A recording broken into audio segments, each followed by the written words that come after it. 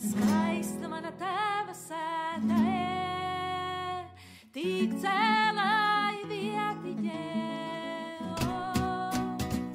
Skaista mana tēva sētē.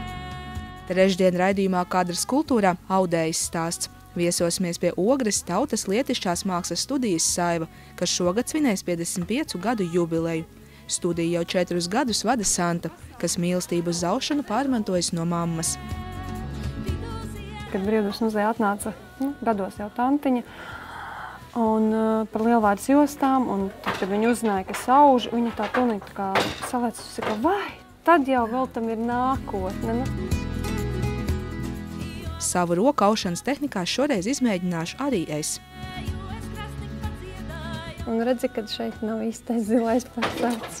Tā. Bet to var visu izlabot, ieliekot pirkstu atpakaļ iekšā, atverot vaļā šeieni, un jā, vienkārši šis zilais nav bijis pacelts. Kā man veicās, skaties jau trešdien 21:45 kanālā Re TV.